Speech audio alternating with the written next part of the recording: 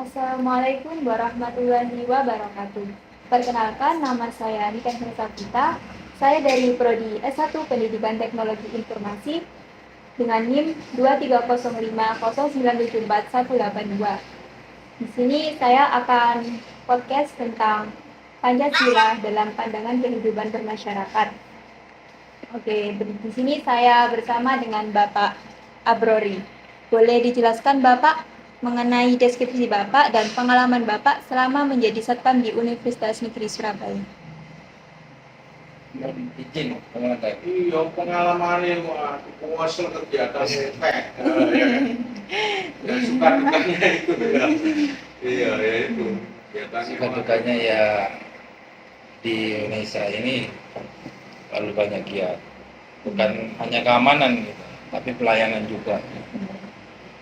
Kalau untuk kendala tapi bisa diatasi. Yang lebih parah ya mengatur anggota ini karena jabatan di sini.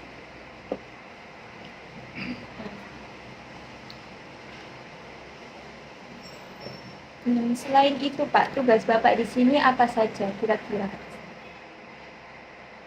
Kalau security itu multi, nggak hanya sekedar keamanan saja.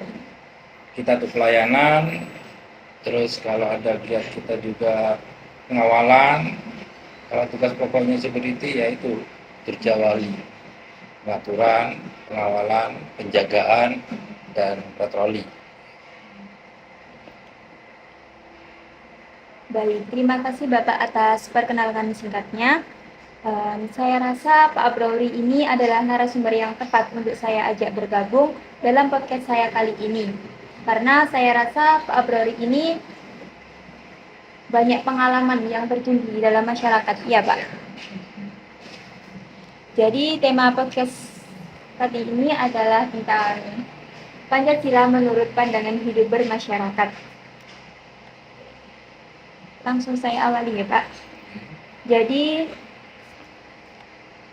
nanti kita akan membahas apa itu Pancasila dan bagaimana implementasinya dalam penyimpangan dalam masyarakat. Nah, menurut pandangan Pak Abrori, apa sih Pancasila itu? Pancasila itu panca ini artinya 5. Kalau kesimpulannya ya pedoman kehidupan di masyarakat. Pancasila itu kehidupan manusia semuanya. Kalau arti dari Pancasila tersendiri, panca itu 5 dan sila itu asas atau prinsip.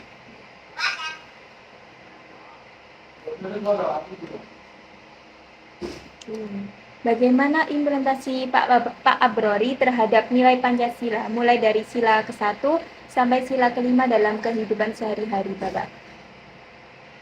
Maksudnya implementasinya itu seperti apa? Wujudnya gitu loh, Pak. Kalau yang di masyarakat, kalau yang saya tahu itu hanya sebagian sangat minim yang melaksanakan Pancasila. Dari sila ke-1 sampai ke-5 itu masih banyak yang tidak mengerti apa itu Pancasila.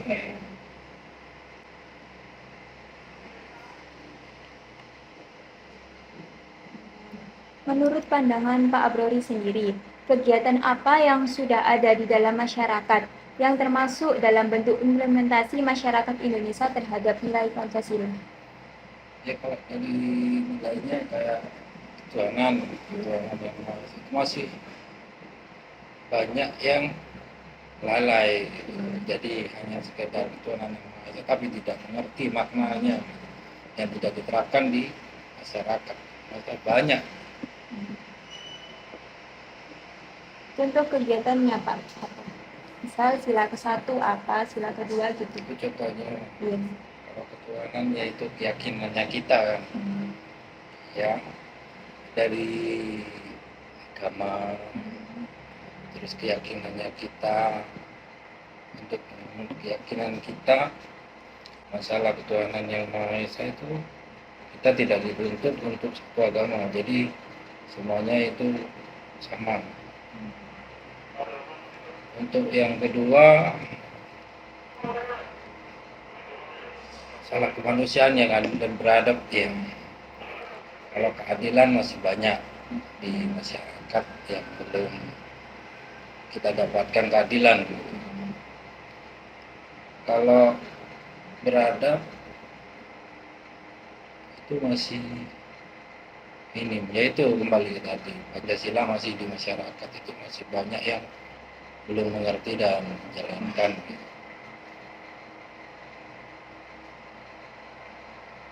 Untuk yang ketiga, persatuan. Kalau persatuan udah kita lihat persatuannya memang udah kokoh gitu. Untuk keempat, untuk kerakyatan yang dipimpin oleh hikmat kebijaksanaan dalam permusyawaratan telah berhilang.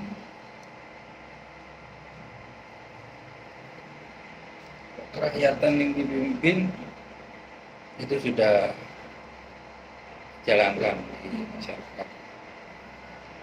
Terus kelima, keadilan. Masih banyak sih kalau masalah keadilan yang belum didapat oleh masyarakat. Baik, itu tadi contoh kegiatan implementasi dalam kehidupan bermasyarakat yang ada di sekitar kita. Menurut Bapak nih, apakah masyarakat sudah baik dan bijak dalam menjalankan nilai Pancasila dari sila ke-1 sampai ke-5 dalam kehidupan sehari-hari? Masih belum. Belum. Kenapa Bapak? Ya masih banyak yang mengerti Pancasila dan banyak yang hanya tahu isi Pancasila tapi tidak tahu maknanya dan masih minim di masyarakat untuk dijalankan. Jadi kesimpulannya masih banyak penyimpangan yang terjadi di masyarakat, begitu ya Bapak? Iya. Dalam pengimplementasian nilai Pancasila ini. Nah, kita sudah mendengar apa yang penyimpangan-penyimpangan ini yang ada di dalam masyarakat dan apa itu Pancasila. Nah, untuk mencegah penyimpangan-penyimpangan tersebut, menurut Bapak gimana sih cara yang terbaik untuk menanamkan Pancasila itu? Dari pemimpin Pemimpin yang harus memberikan contoh dari sila ke-1 sampai ke-5. Karena pemimpin itu contoh bagi masyarakat. Kalau pemimpinnya nggak bisa menyontohkan, susah untuk merubah masyarakat.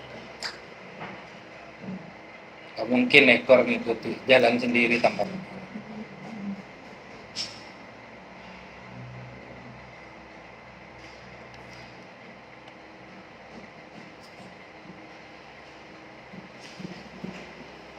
Gini Bapak, menurut Bapak nilai-nilai Pancasila itu apakah sudah tepat atau memang belum diterapkan di masyarakat? Dan apakah nilai Pancasila itu bisa dirubah atau ya udah itu saja gitu? Kalau menurut saya bisa sih dirubah. Cuman yang kembali ke itu, semua pemimpin itu bersikapnya ke masyarakat itu aja.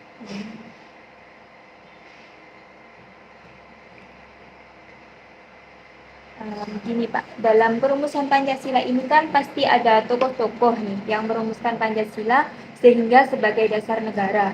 Siapa aja sih Pak tokoh-tokoh tersebut dan apa keterlibatan tokoh tersebut dalam Pancasila menurut pemahaman Bapak? Kalau masalah tokoh saya masih belum paham untuk tokoh-tokoh yang terlibat ini. Yang Bapak kenal saja, contoh satu gitu. Mungkin kalau masalah Pancasila yang bisa merubah tetap ya di bawah ini MPR, MPR. Jadi untuk tokoh-tokoh yang lain juga saya belum tahu tokoh-tokoh yang terlibat. Yang setahu saya ya tetap berdasarkan ketetapan dari MPR.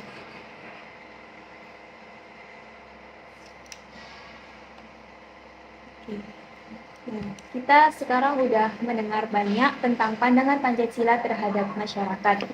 Oke, kita sekarang bicara tentang mahasiswa ya. Karena Pak Abrori sendiri ini adalah salah satu satpam di asrama Universitas Negeri Surabaya.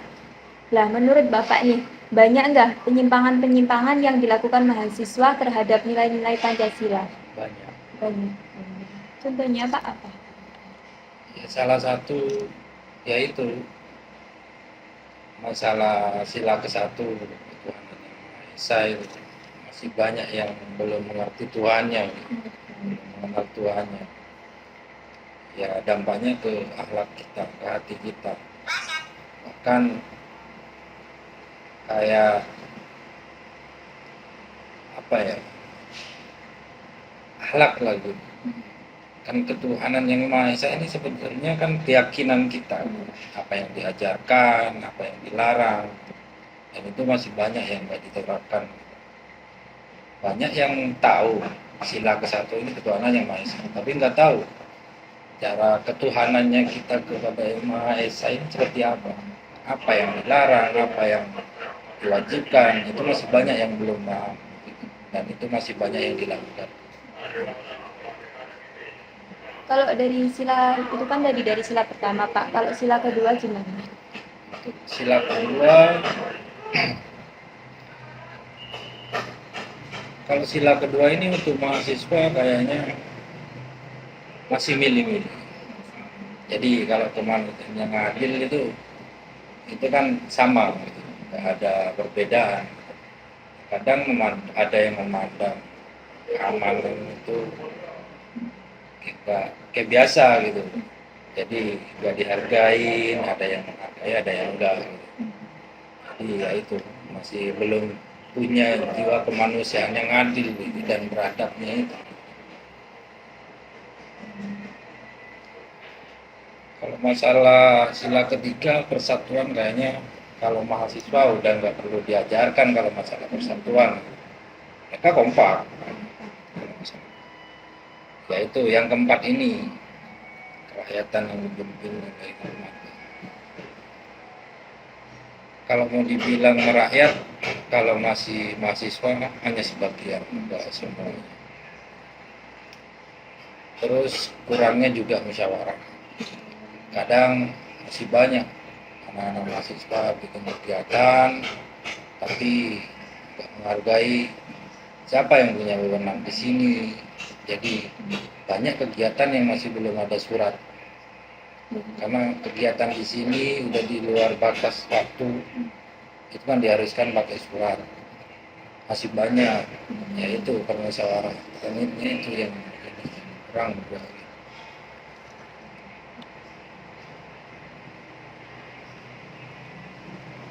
Yang kelima ya sama aja gitu. Ini kan keadilan sosial bagi seluruh. Kalau yang saya lihat yaitu kembali ke ini, ke sila kedua, masih milih-milih. Jadi milih-milih.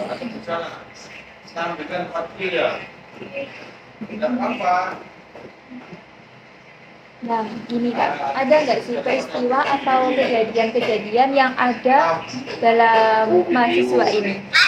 Kayak kejadian-kejadian gitu, yang penyelewengan dalam implementasi Pancasila, kayak bullying gitu.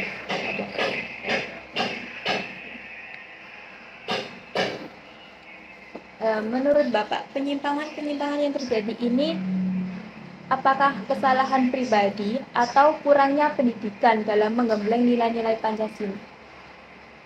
Ya, kurangnya pendidikan bisa, karena tidak semua pendidikan itu fokus sama nilai-nilai Pancasila. Terus juga ada yang dari pribadi, jadi ada karakter. Ada yang ngerti, ada yang udah pinter, udah tahu masalah nilai-nilai, tapi banyak yang belum ngerti isinya gitu. Dan tidak diterapkan di masyarakat.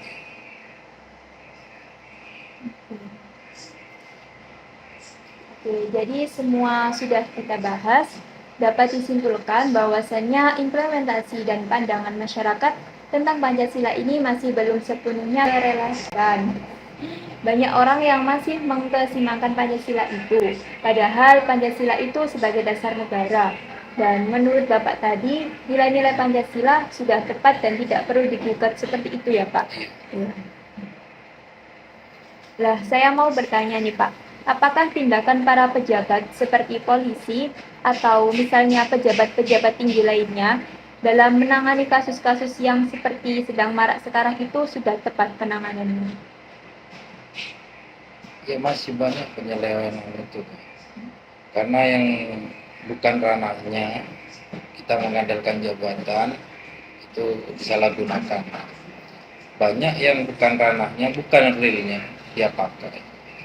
Sekarang itu lebih tepatnya itu menghalalkan segala cara demi keuntungan pribadi. Ya, itu juga pelanggaran Pancasila juga, keadilan itu masih banyak. Belum sepenuhnya yang di lapangan.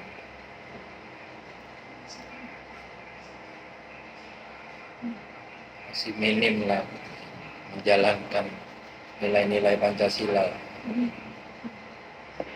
Oke, terima kasih atas penyampaiannya Bapak. Di sini saya minta pesan yang Bapak sampaikan kepada generasi muda terkait pengimplementasian Pancasila. Pesan, Ya, apa pesan Bapak terhadap generasi muda? ya belajarlah lebih banyak belajar tentang nilai-nilai Pancasila dan diterapkan di masyarakat. Jangan hanya sekedar tahu tapi tidak dijalankan. Oke. Terima kasih Bapak. Saya di sini dengan Mbak Mita. Mbak Mita sendiri dari jurusan apa Mbak? Saya dari jurusan PLB, yaitu Pendidikan Luar Biasa. Umurnya Mbaknya berapa? Umur saya sekarang 24. Mbak, menurut Mbak ini apa itu Pancasila itu gimana sih? Dan apa yang dimaksud? Pancasila itu tergantung dengan beragamnya. Nah, ya, Pancasila itu kan dibagi menjadi 5. Yang pertama adalah ketuhanan yang Maha Esa.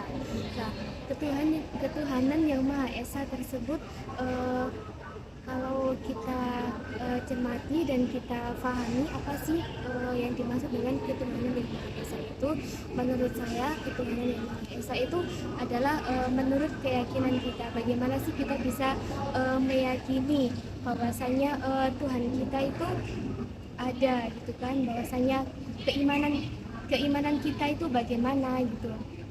Bagaimana kita harus menjalani keimanan sebagai mestinya, sebagai baiknya. Karena kan bagaimana Tuhan yang Maha Esa itu kan kayak mempercayai gitu, kayak apa ya, bahwasannya ada di setiap di setiap langkah, di setiap kita gitu. Terus kalau misal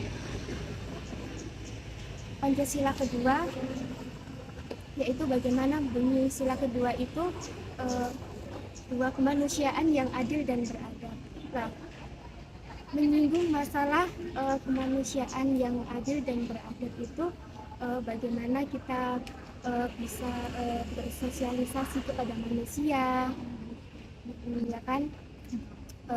Bagaimana sih kita, dan itu sebenarnya banyak sekali sih bisa menyinggung moral juga, moral terhadap manusia, karena manusia itu kan setiap manusia kan memiliki sebuah moral,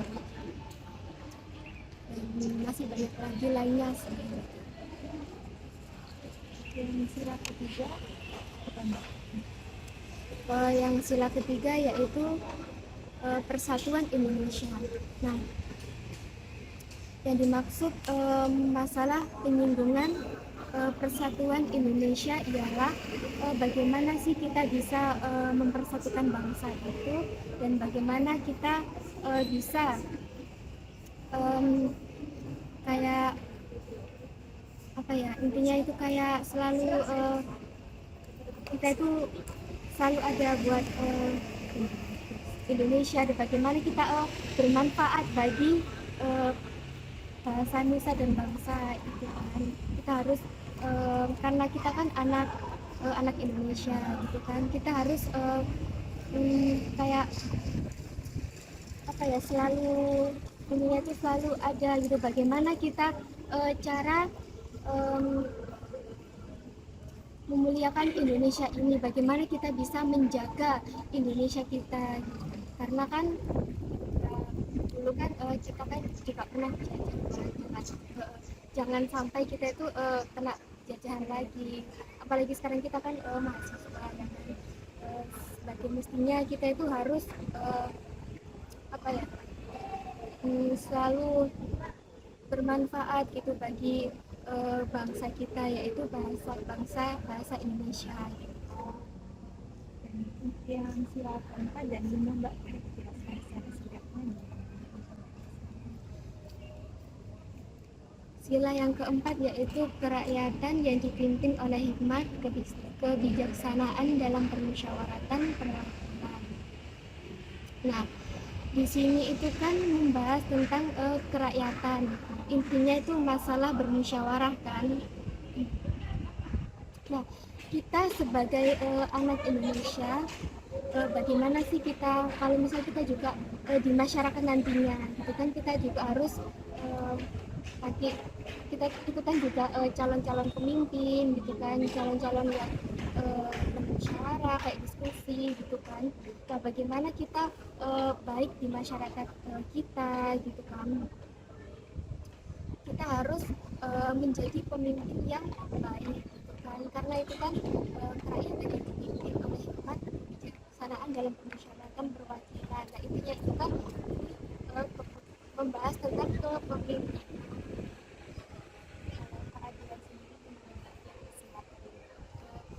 Yang sila kelima ialah keadilan sosial bagi seluruh rakyat Indonesia.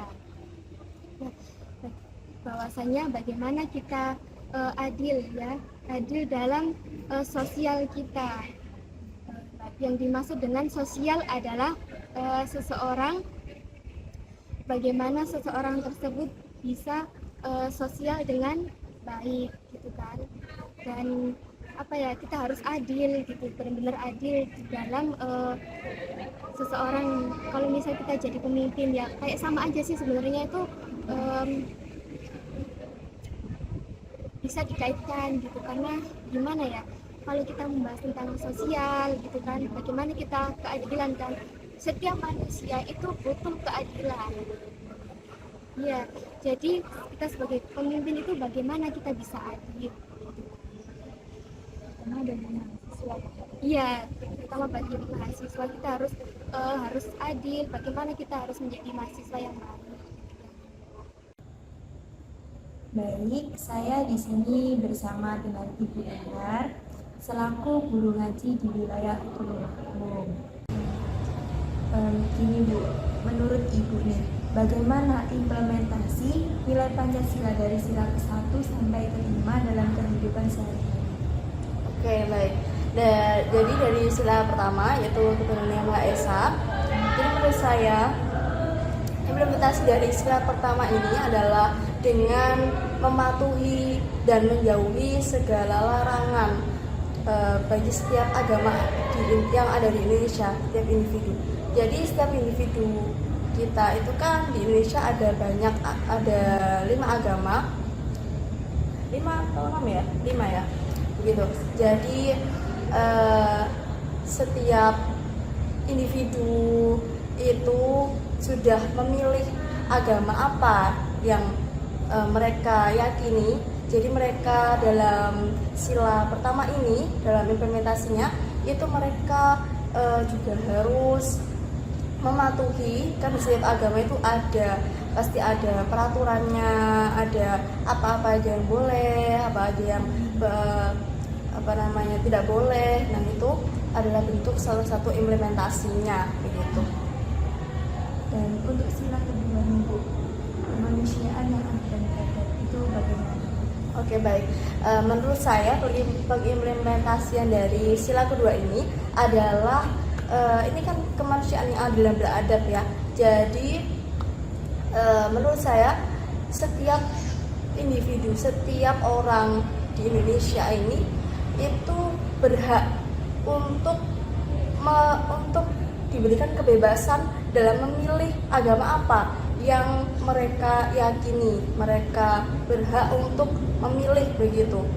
Jadi kan ini adil begitu. Dan juga implementasi yang kedua yaitu sini kan terdapat kata adil ya. Nah, kata adil di sini adalah juga menurut saya contohnya yaitu dengan memperjuangkan hak-hak orang-orang dengan penyandang disabilitas begitu. Jadi penyandang disabilitas di sini itu bukan orang yang harus dikasihani begitu. Jadi kita harus merubah stigma dari masyarakat kita yang kebanyakan masih memandang orang disabilitas itu adalah orang yang dikasihani. Jadi tidak ya, itu adalah salah gitu. Jadi kita harus merubah stigma itu dengan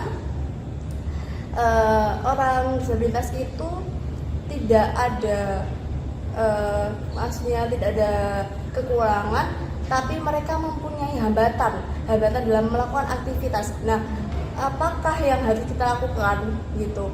Jadi kita hanya harus mendukung mereka. Jadi kita harus menyediakan aksesibilitas yang lebih baik di setiap jalan. Contohnya menyediakan tangga yang seperti bidang miring, bukan tangga yang seperti biasa untuk tunadaksa, dan menyediakan sarana huruf braille untuk tunanetra. Dan kita harus meningkatkan kesadaran dari masyarakat kita untuk bisa kita berkomunikasi dengan teman-teman tuli. Jadi menurut saya di pemerintah itu harus ada program seperti pelatihan bahasa isyarat begitu.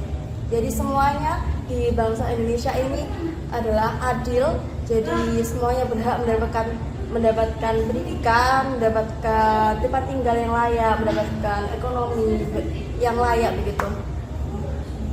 Dan untuk implementasi sila ketiga Ibu, Persatuan Indonesia ini.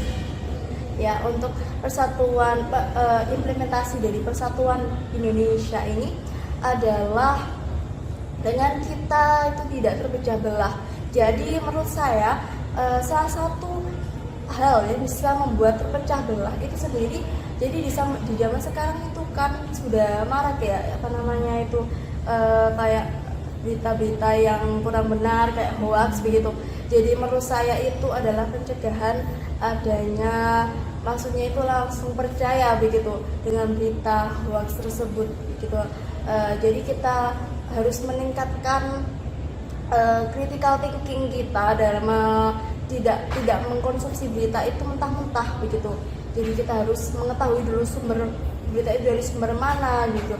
Kenapa sih kita harus mengetahui sumber itu? Karena kadang-kadang itu berita itu ada yang bilang kalau pihak ini begini, padahal tidak gitu. Lalu pihak ini yang tidak tahu apa-apa, jadi tersalahkan, akhirnya terjadi perpecahan begitu. Jadi untuk mewujudkan Persatuan Indonesia tersebut, yang menurut saya adalah salah satu contoh implementasinya adalah dengan menghindari berita-berita hoax demi persatuan Indonesia.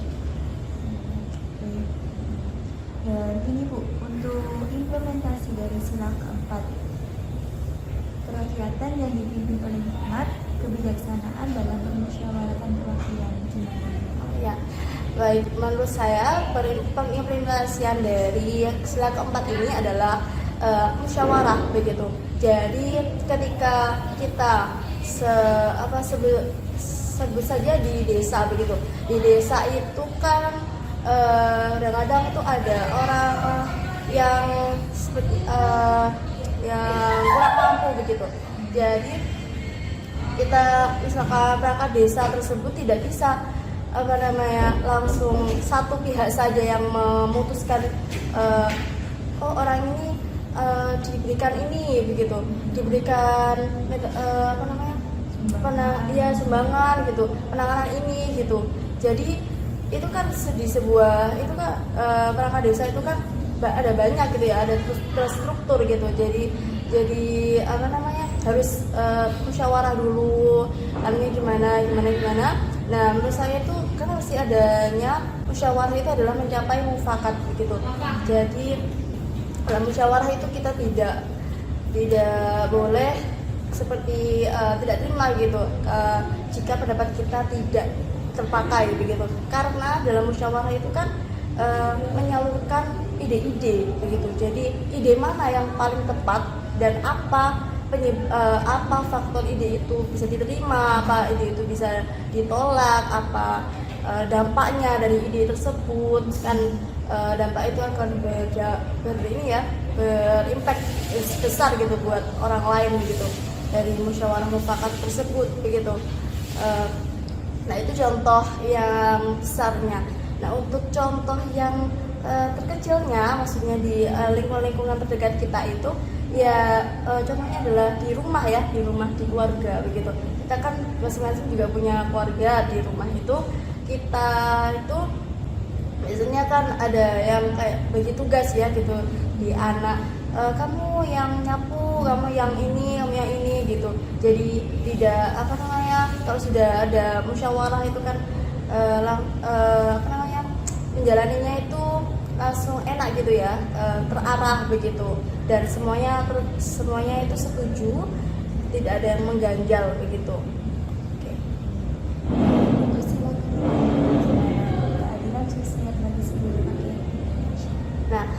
Nah, sila kelima ini pengimplementasiannya agak sama ya, seperti sila ketiga tadi ya, sila keempat ya, sila kedua sebenarnya kemanusiaan yang adil dan beradab begitu.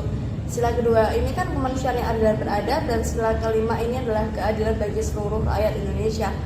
Nah, seperti yang saya sampaikan tadi, di sila kedua kan saya memberikan contoh itu kita harus memperjuangkan hak-hak penyandang disabilitas.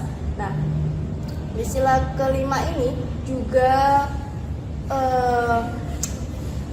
mempunyai contoh yang seperti itu gitu. Jadi ya intinya di semua rakyat Indonesia ini itu adalah berhak untuk mendapatkan hak-haknya.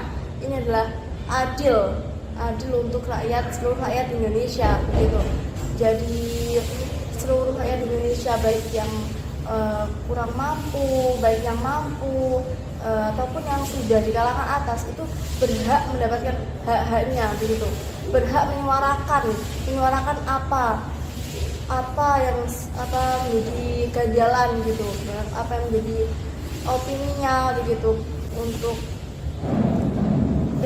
demi kemajuan Indonesia ini begitu. Oke. Dan ini Bu, saya mau minta contoh kegiatan implementasi Pancasila di lingkungan masyarakat Indonesia. Contoh kegiatan pengertian Pancasila. Oke. Saya ambil contoh dari sila ke-1 ya, ketuhanan yang Maha Esa. Karena kebetulan Ibu juga guru ngaji Ya. Nah, saya ambil contoh dari sila pertama, yaitu contoh kegiatan masyarakatnya, yaitu adalah dengan memberikan kajian begitu.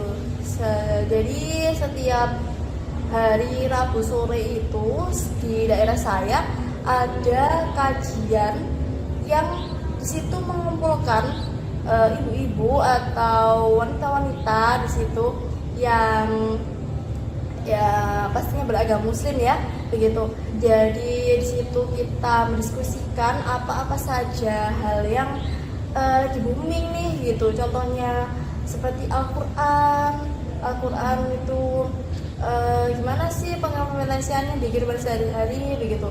Lalu ada contohnya lagi adalah materi tentang rumah tangga, materi tentang fikih, materi tentang haid, bagaimana tata caranya begitu. Jadi di kajian itu kita juga menanamkan akidah, menanamkan iman, yang jadi kita bagaimana cara memupuk iman itu, merawat agar iman itu tetap ada di dalam hati kita, tidak layu, juga tidak intinya iman itu juga tidak dirawat dia akan layu, dia akan seperti unta ya, seperti kuda, seperti peliharaan. Itu jika kita tidak tali peliharaan tersebut di tiang yang benar-benar talinya simpulnya itu kuat, lalu simpulnya itu lepas, lalu kudanya lari, nah seperti itu. Itu adalah gambaran kita jika kita tidak merawat iman. Nah, jadi dengan adanya kajian tersebut di masyarakat, kita di masyarakat juga bisa sama-sama gitu membentuk merawat iman kita. Nah, itu kan sangat terkait ya, sangat berhubungan dengan sila pertama, yaitu ketuhanan yang Maha Esa. Seperti yang saya sampaikan tadi, implementasinya contohnya adalah mengerjakan perintahnya. Nah, perintahnya itu kan seperti sholat, gini. Itu kan termasuk iman ya. Nah, itu cara kita untuk merawat sholat tepat waktu, itu adalah salah satu contoh materinya gitu. Terima kasih Bunda. Iya, sama-sama. Bermanfaat. Ini saya bersama dengan Bapak. Eko Prianto. Selamat malam Bapak. Selamat malam. Bagaimana kabarnya hari ini? Alhamdulillah baik. Mbak sendiri bagaimana kabarnya? Alhamdulillah baik Bapak. Gimana kuliahnya? Alhamdulillah lancar Bapak. Berkaitan dengan kuliah, kedatangan saya di sini yaitu untuk mewawancarai Bapak Eko Prianto mengenai bagaimana penerapan Pancasila dalam masyarakat. Oke, kalau begitu langsung saja ya Pak. Monggo Pak dijelaskan sedikit mengenai deskripsi Bapak, perkenalan Bapak. Perkenalan. Nama saya Eko Prianto, Ketua RT 01, Desa Pelabuhan Rejo, Dusun Pelabuhan. Saya baru menjabat masih kira-kira ya masih baru lah, masih sekitar 3-4 tahun. Jadi ya pengalaman belum seberapa, cuma ya alhamdulillah dipilih oleh warga. Jadi Bapak cukup tahu ya Pak sama gimana masyarakat gitu. Ya cukup tahu lah, sebatas kemampuan saya. Baik, terima kasih Pak atas perkenalan singkatnya. Saya rasa Bapak Eko ini adalah narasumber yang tepat untuk saya ajak bergabung dalam podcast saya kali ini, karena saya rasa Pak Eko ini mencukupi dalam berpengalaman di masyarakat gitu ya Pak. Oke. Tapi saya bilang gitu. Oke.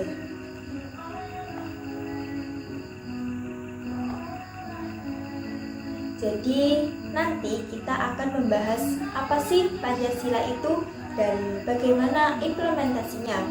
Adakah penyimpangan-penyimpangan dalam masyarakat yang berhubungan dengan nilai-nilai Pancasila? Menurut pandangan Pak Eko, apa sih Pak Pancasila itu?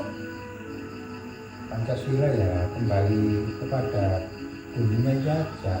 Yang pertama ketuhanan yang Maha Esa, manusianya akan beradab, bersatu di Indonesia, kerajaan yang dipimpin oleh umat, kebijaksanaan dan musyawarah perwakilan. Yang kelima keadilan sosial bagi seluruh rakyat Indonesia. Yaitu masalah penjabarannya ya bisa kita kupas Pak.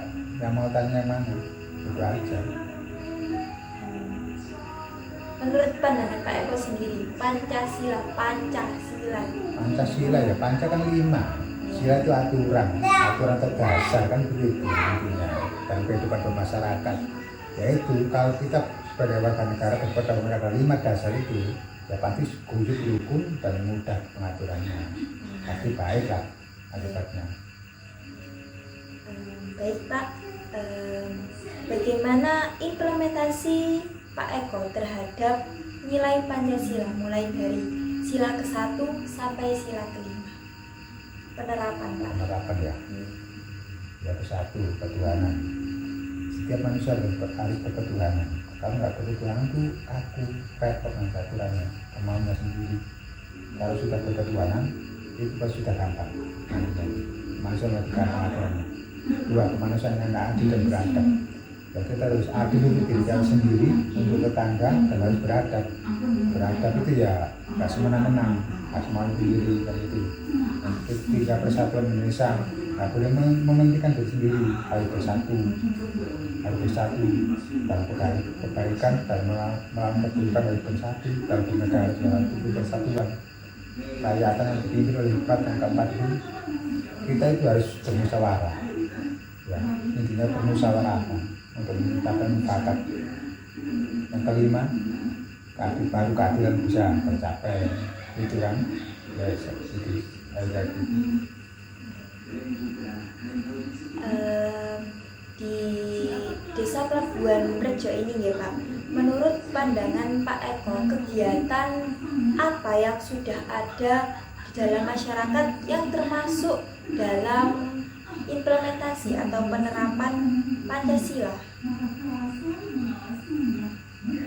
Ya, gotong royong kan salah satunya contohnya. Tiap hari Minggu atau sebulan sekali gotong royong sudah Pancasila. Kita sholat berjamaah. Di sini kan banyak organisasi macam-macam, tapi ya tanda-tandanya aja itu sudah Pancasila. Banyak sekali ketentuannya itu, ronda, jaga malam juga Pancasila. Ya, itu. Contoh dari sila ke-1 Pak sampai sila ke-5.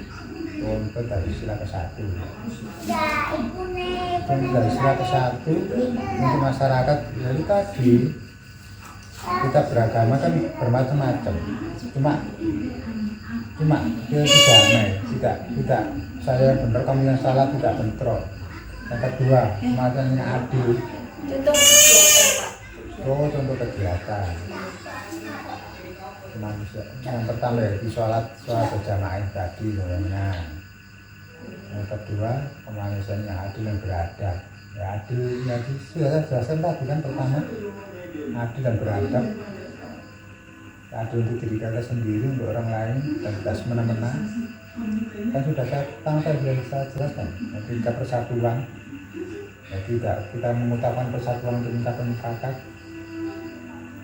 Yang keempat juga musyawarah di sini setiap kali tahun sekali juga musyawarah untuk mencapai tujuan. Saya tidak berani memutuskan perkara sendiri, melainkan diambil oleh voting oleh orang banyak. Yang kelima baru keadilan. Untuk mencapai keadilan kali tidak didasari musyawarah, nanti anggundel. Tapi kalau musyawarah enak nanti gajinya.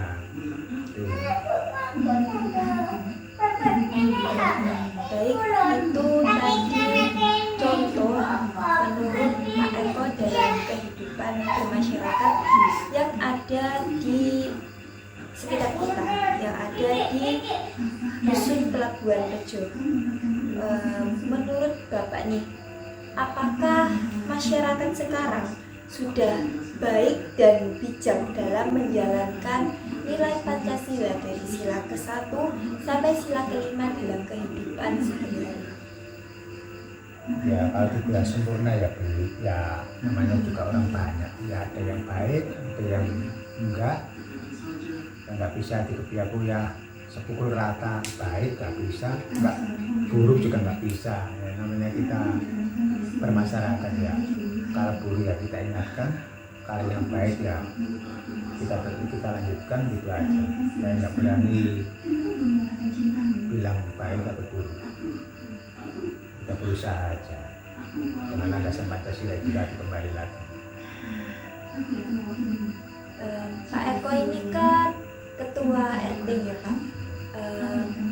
Bagaimana Bapak Eko menyikapi kalau seumpama ada warga yang kayak melanggar Pancasila gitu Pak, kayak nggak sesuai dengan aturan-aturan dalam Pancasila, dalam undang-undang. Bagaimana Bapak menyikapi dan bagaimana Bapak menghadapi? Ya kita tegur sesuai dengan kewenangan saya sendiri, gitu aja, sesuai kewenangan saya bukan orang hukum, jadi ya kewenangan saya aja. Menurut Bapak, apakah nilai-nilai Pancasila yang dirumuskan dari dahulu sampai sekarang, apakah menurut Bapak, nilai-nilai yang terkandung dalam Pancasila ini dapat dirubah atau tidak? Sekiranya gitu, gimana? Itu sudah baik, sudah berjalan puluhan tahun kok masih dirubah, sudah terbukti keampuannya ibarat obat itu. Ya nggak usah dirubah, siapa yang mau merubah? Sudah bagus sih, nggak usah dirubah, nggak usah gitu ya. Sudah bagus.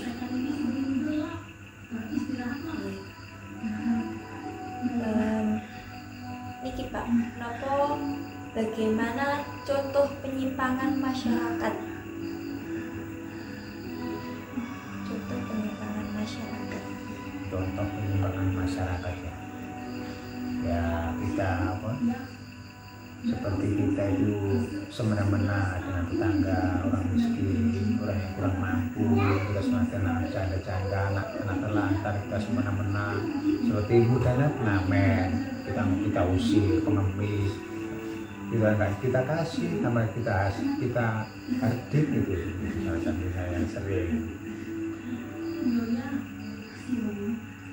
Ada contoh lagi Pak? Mungkin pas Bapak rapat atau gimana gitu Pak dengan warga, ya warga semena-mena.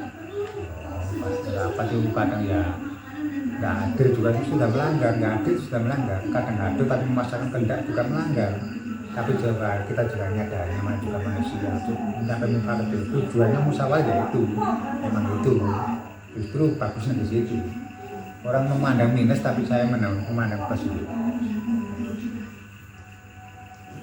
Kita sudah mendengar banyak penyimpangan-penyimpangan yang ada di dalam masyarakat terhadap Pancasila. Nah, menurut Pak Eko, bagaimana mencegah penyimpangan-penyimpangan tersebut?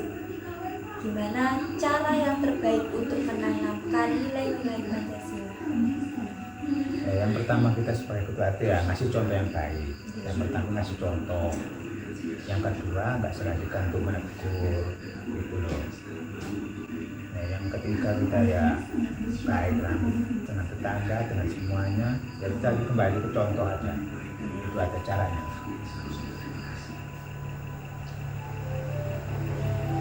Sudah cukup. Nah, jadi itu merupakan cara mencegah menurut Bapak Eko. Dalam perumusan Pancasila ini pasti ada kan Pak tokoh-tokoh lah. Siapa saja tokoh-tokoh dalam perumusan Pancasila yang Bapak ketahui? Bisa ketahui ya Bapak Proklamator itu Insinyur Soekarno bersama wakilnya. Ya itu yang saya tahu. Selebihnya mungkin ada yang lain ya saya kurang tahu.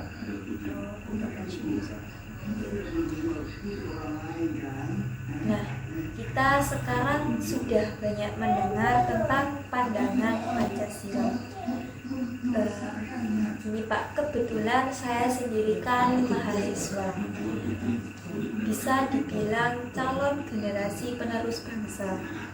Menurut Bapak nih, banyak nggak penyimpangan yang terjadi di generasi muda terhadap nilai-nilai Pancasila?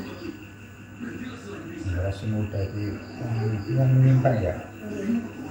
Yang paling berbahaya itu yang saya tahu ya itu narkoba itu sangat berbahaya itu sudah menyimpang itu. Kalau sudah kena satu itu menyimpang semuanya pastinya. Yang kedua ya rasa malas itu. Rasa malas dan ego yang tinggi ya itu. Ego yang tinggi. Rasa malasnya itu karena apa Pak? Rasa malas ya malas belajar itu banyak kan, belajar itu harus buku, belajar itu kan banyak. Apa Pak kalau di zaman sekarang? Pengaruh apa? Pengaruh rasa malas gitu terhadap generasi muda. Ya kita nggak susah mencapai cita-cita itu.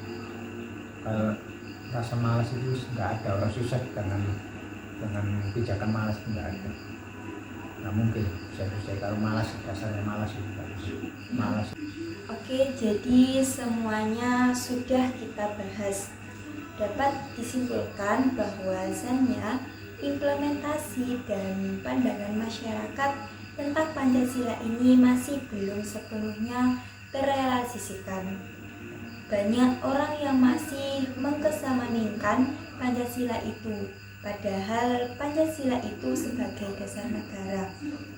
Dan menurut Bapak tadi, nilai-nilai Pancasila tadi sudah tepat dan tidak perlu digugat, begitu ya Pak? Ya.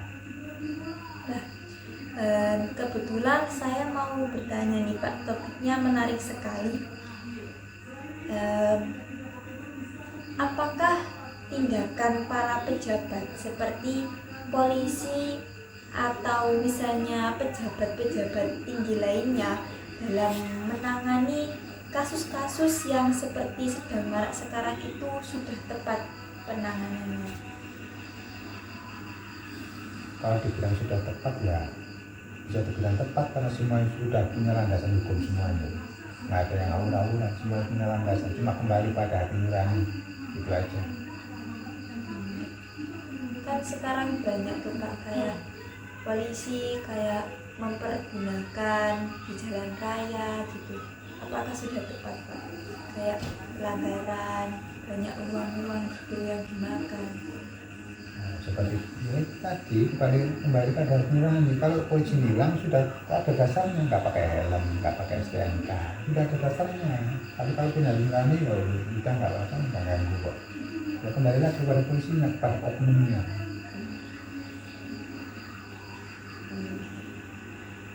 Kalau gitu terima kasih Pak penyampaiannya. Apakah di sini Bapak dapat memberikan pesan terhadap generasi muda, terhadap masyarakat terkait Pancasila, penerapan Pancasila, bagaimana penerapan Pancasila yang baik dalam kehidupan bermasyarakat, gitu Pak, bagaimana? Ya jangan sunan-sunan itu belajar dari orang yang lebih dulu, yang lebih tua, orang yang lebih pandai, orang yang lebih sukses. Jangan cuma-cuma untuk belajar, untuk bertanya ya. Yang kedua ya semangat, jangan punya rasa malas, dan jangan lupa ibadah. Baik, terima kasih. Wassalamualaikum warahmatullahi wabarakatuh. Waalaikumsalam.